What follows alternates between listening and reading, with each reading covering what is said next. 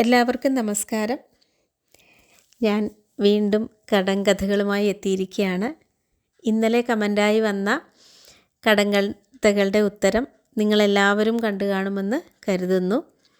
അപ്പോൾ നമുക്ക് തുടങ്ങാം. ഇന്ന് ഞാനൊരു കടങ്കഥയ്ക്ക് ഉത്തരം പറയാതെ നിങ്ങളോട് ചോദിക്കും. അതിൻ്റെ ഉത്തരം നിങ്ങൾ കമൻ്റായി എഴുതണം. അപ്പോൾ തുടങ്ങാം. കിക്കിലുക്കും കിലുകിലുക്കും ഉത്തരക്കൂട്ടിൽ ഒളിച്ചിരിക്കും. അത് വേറൊരു രീതിയിൽ കൂടി പറയും. കിക്കിലുക്കും കിലുകിലുക്കും ഉത്തരത്തിൽ ചത്തിരിക്കും. മനസ്സിലായി കാണുമെന്ന് കരുതുന്നു. താക്കോൽ കൂട്ടമാണിത്.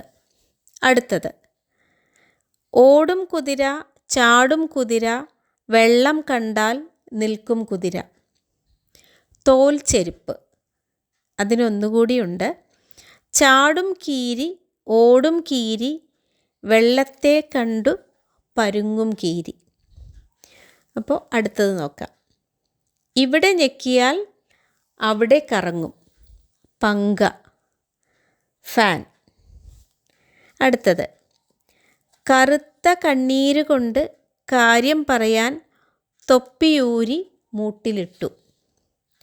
കറുത്ത കണ്ണുനീര് കൊണ്ട് കാര്യം പറയാൻ തൊപ്പിയൂരി മൂട്ടിലിട്ടു. ഇനിയുമുണ്ട്. പേനയാണ് അതിൻ്റെ ഉത്തരം. ഇനിയുമുണ്ട്. തൊപ്പിയിട്ട് നീങ്ങുമ്പോൾ, തലകുലുക്കി നീങ്ങുമ്പോൾ ധാരമുറിയാതെ കണ്ണീരൊഴുക്കും. ഇനിയുമുണ്ട്. മിണ്ടാതെ കാര്യം പറയാൻ മുഖം മൂടിയെടുത്തു മൂട്ടിലിടും. ഇതെല്ലാത്തിൻ്റെയും ഉത്തരം പേനയാണ്.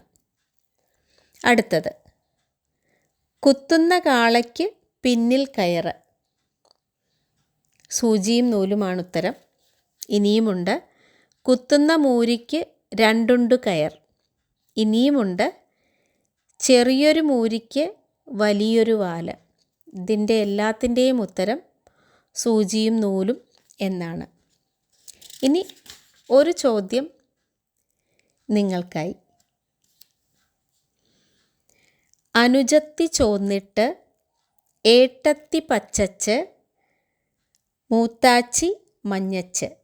ഒന്നുകൂടി പറയാം. അനുജത്തി ചോന്നിട്ട് ഏട്ടത്തി പച്ചച്ച്, മൂത്താച്ചി മഞ്ഞച്ച്. ഇതിൻ്റെ ഉത്തരം അറിയാവുന്നവർ കമൻ്റായി എഴുതുക.